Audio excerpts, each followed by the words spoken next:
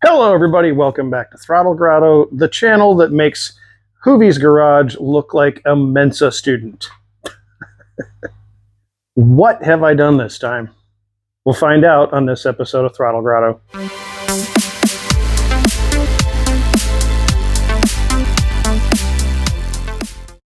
Alright everyone, in my never-ending quest to be the dumbest channel on YouTube, I am still trying to figure out a way to swap the 928 engine.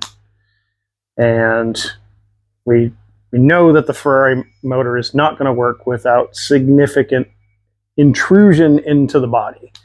The F-136 is up for sale. Hopefully someone buys it soon, and I can reinvest that money into all the things I'm going to need for what's in the back of the truck. Which is why the Rabbit's not parked here right now. I need to get the engine hoist out. So let's go take a look at another great decision I've made. All right. Hopefully you can hear me over the noise of the street sweepers and the chip sealers. But here's what we have. This is a 1999 A8 engine, code ABZ. It's a 4.2 liter, 300 horsepower Audi engine. This one supposedly has 85,000 miles on it, which is pretty good. It looks like it has 85,000 miles on it. If I look at some of the stuff, like these exhaust bolts, the hoses all still seem to be in decent shape. The engine is fairly clean, so it's plausible. But today what we're going to do is get this out of the truck and throw it on a little cart, and I can show you guys why I'm thinking what I'm thinking for the 928 and why I bought this. So let's get this unloaded and take a look at it.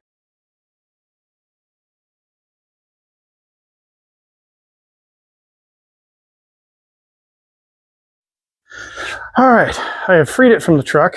Let's get this thing down to a reasonable level so that I don't like having it this high up in the air.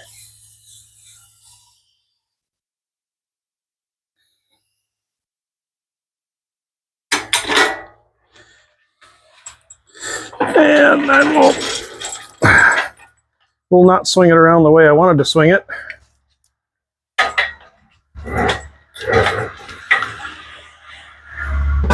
All right, there we go. All right, so this is the 4.2 ABZ engine. You can see it is really compact. For those of you that aren't familiar with this engine, let's grab a tape measure and do. All right, you Europeans will have to forgive me. I don't have a metric tape measure in front of me, and I'm not going to do the conversion in my head, but overall length on this fine piece of machinery, look at that, like 20 inches to the front of the crank pulley.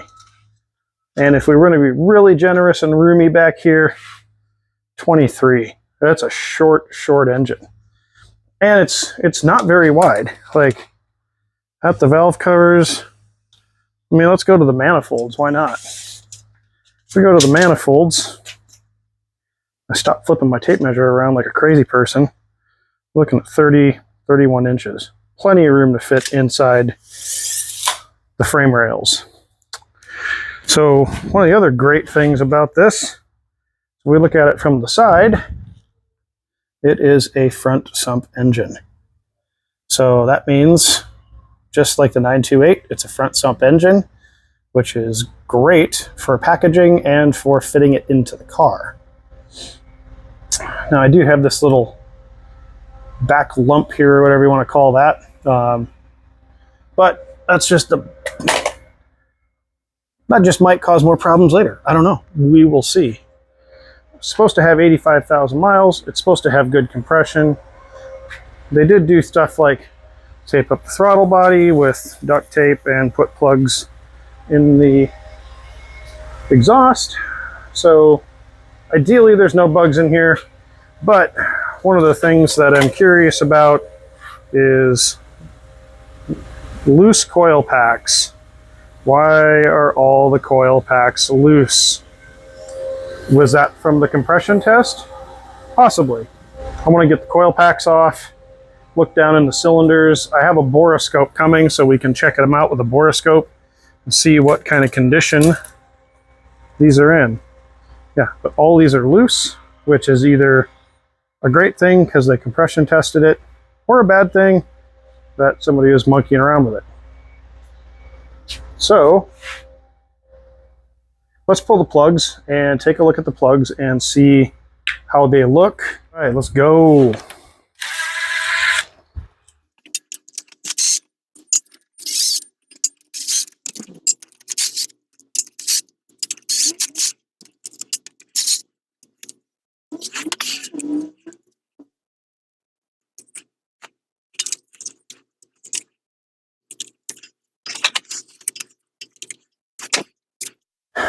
Okay, first initial quick assessment after I pulled the coil packs is there's water in the spark plug holes. So that can be not really a big deal because it does appear that they're holding water back. Hopefully that's not the high water mark. So I'm going to get some compressed air and blow these out. And then we'll pull the plugs and look down in there.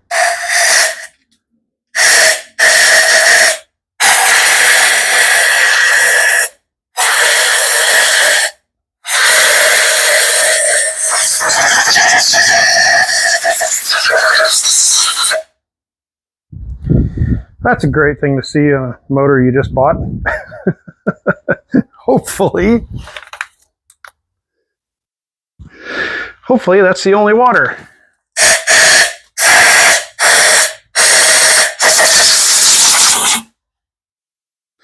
All right, let's pull some plugs.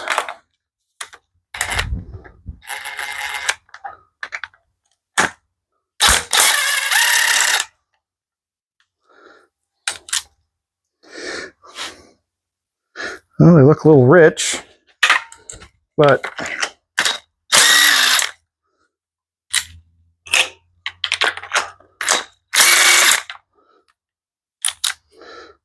not bad.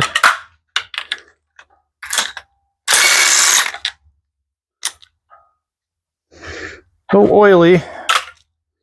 Now for a moment of truth.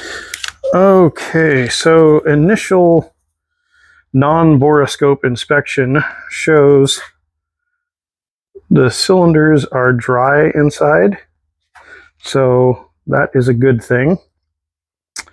I will be putting a borescope down these tomorrow, so we can check that out. But for now, let's check the other side and see if it's the same deal. I presume that since it was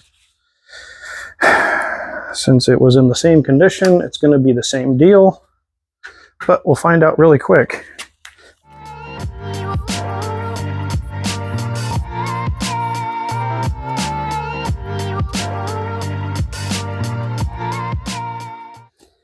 Okay, and yep, looks like we have a repeat of the other side. So let's get this one blown out and then pull the plugs.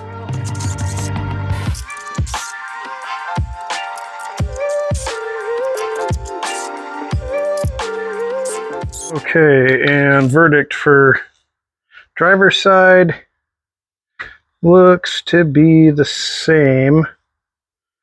Nothing of grave concern. It all looks dry in the cylinders.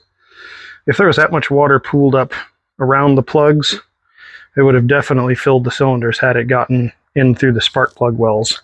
So that's a good sign. Next thing I'm going to do is I am going to see if they left oil in this. It's highly likely that they didn't, but we'll check and see what my oil looks like. If there's anything, there might just be a little bit left in the pan, but we'll find out here in a minute.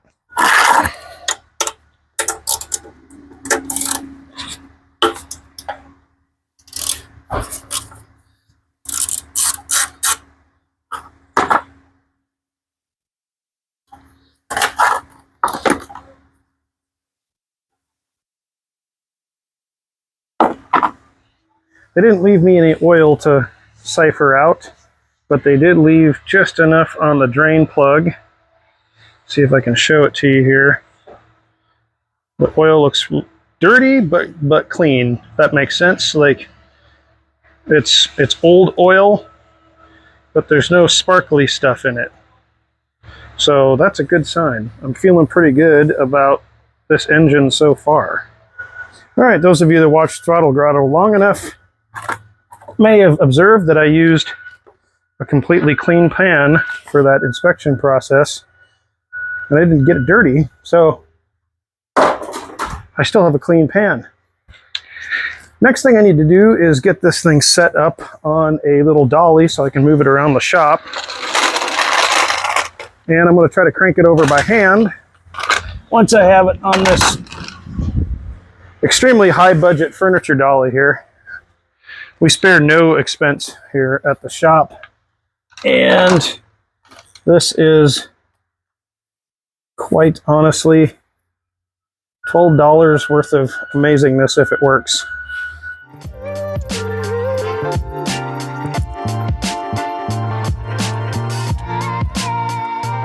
Okay, the last part of this mystery, at least for today, will be, does it crank?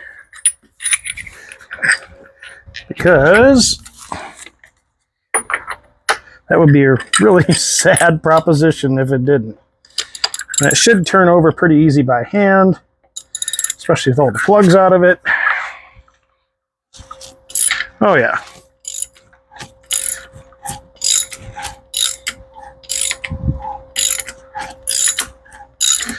That's a good sign.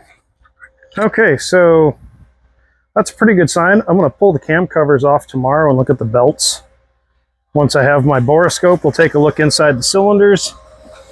But look at how gloriously that $12 piece of machinery moves that engine around on the shop floor. That's great. So one of the things that I wanted to look at today before I wrap it up for the afternoon is the difference in bell housing diameter. Okay, so the moment of truth really is right now. We have the 928 bell housing here, and we want to put it up against this one to see how it matches up to the block. And I don't expect that the bolts are going to line up, but if you look at how this sits on here, it's almost the exact same size as the Audi transmission. So that is awesome. The center lines up with the center of the crank,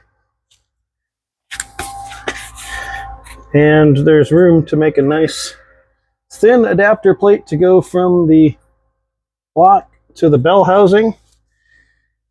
So that's good. This is going to be a little bit of a challenge, figuring all the clutch stuff out. This is a great start to making the 928 a little more modern underneath the hood.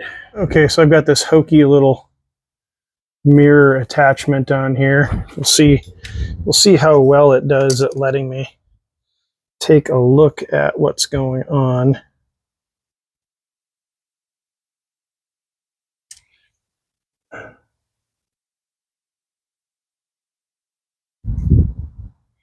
So it looks like there's a little bit of gunk at the top of the cylinder, but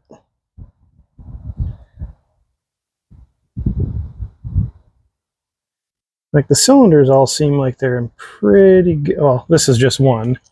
Let's go to some of the other ones here. Get past the lip there. There we go.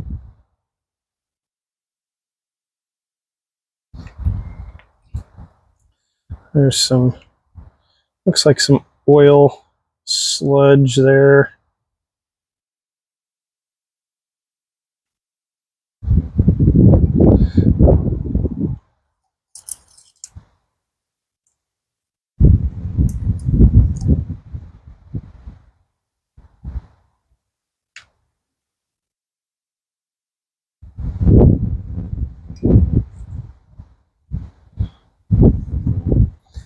I don't see anything so far that makes me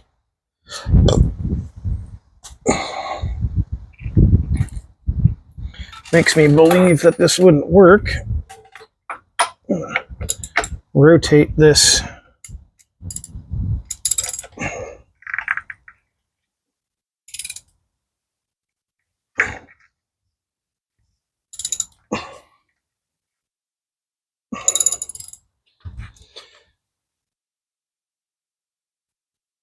I see a little bit of oil and goop in the cylinders, but nothing on the walls that would give me the ick right now.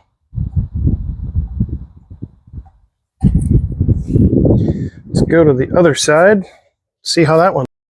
All right, last thing we're going to check on here is the old timing belt. I'm going to see what kind of condition it's in. Definitely going to be replacing this before it goes in a vehicle.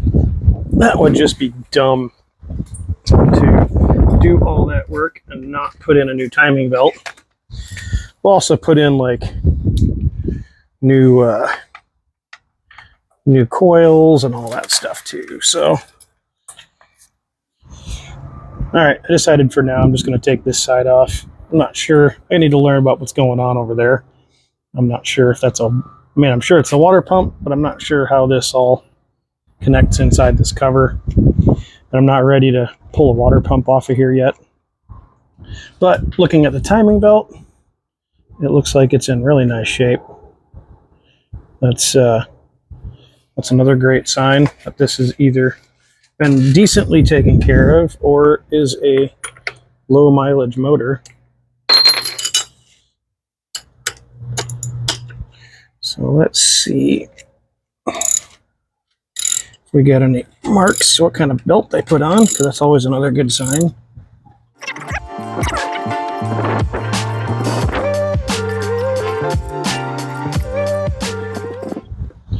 Well, I don't see any markings on the belt, so it means it's probably the original one, since all the marks have been worn off. But it is in good shape. Everything, at least under this half of the cover, is nice and clean, so that tells me that it probably is the actual mileage, which is another good sign. All right, those of you that are ABZ enthusiasts or are more familiar with this motor than I am will know that that's the oil filter housing. I had to Google that. But the good thing is there may be an oil filter in there that we can cut up and take a look and see what kind of condition this engine was in, which will be awesome. So let me grab my pre-cleaned drain pan and we'll check it inside of the cap where the oil filter sat. It's got a little milkshakey from probably just condensation sitting in there, but I don't see any big flakes. There's no bowling ball looking garbage inside of there. Like, it all looks pretty good. Same thing down here. It all looks pretty clean. It looks like a Molly filter, which is another good sign. Somebody used a good oil filter on it. OX122. I think that's oh, it's actually an Audi filter. Even better. So that's a good sign. Somebody had at least some dealer working on it here and there. I don't see anything. I don't see anything in the oil that concerns me. I've never taken apart an oil filter before, and you should clearly only do this under the strictest and cleanest conditions you can possibly have. You'll notice that is complete sarcasm because my bench is filthy. But I'm not exactly sure how this comes apart.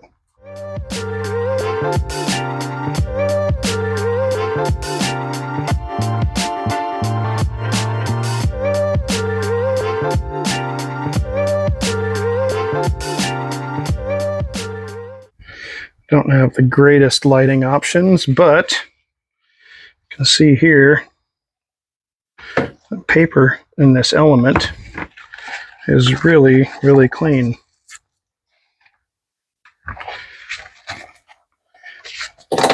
At least I think so.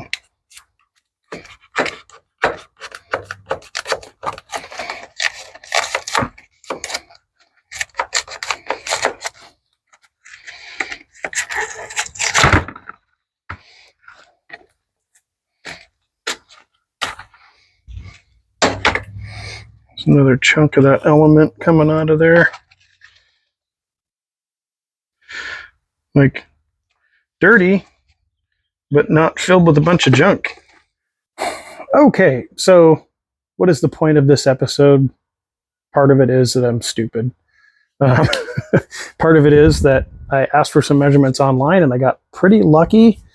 It seems like without too much effort, the Audi 4.2 ABZ will fit in the 928.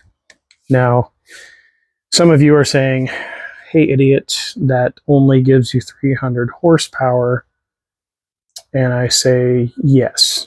I could get the same amount of power with a really nice 5-liter 32-valve engine.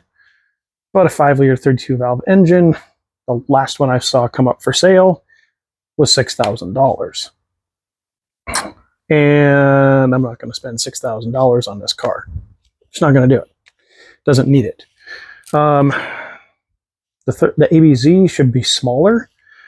Parts should be cheaper. They are Audi parts prices, but the engine should be easier to work on in the chassis once it's done, which is one of the goals of doing all this. I should be able to either use the Link stuff that I bought for the Maserati engine and run it, or run it on the factory software with an immobilizer delete and be able to plug a scan tool in, like the VCDS that I have, and scan the car, which is one thing I can't do with the 928.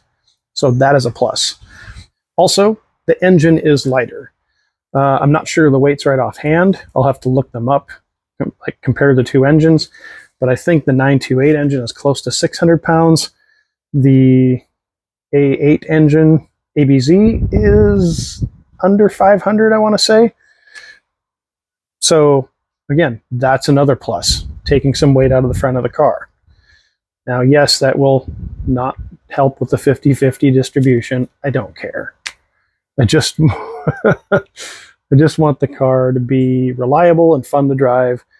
Getting the engine and figuring out that the bell housing and all that stuff is almost the same diameter is a huge plus. Timeline for this and project going forward. We're going to get everything joined up outside the car first, like I was going to do with the F-136. And then hopefully over the winter we'll be swap the transmission, swap the torque tube, fix the bearings in the torque tube, put the short shifter in, put the engine in, get it all wired up and running, so that by next spring I have this engine running in this car, and I can still enjoy this car a little bit through the rest of this season.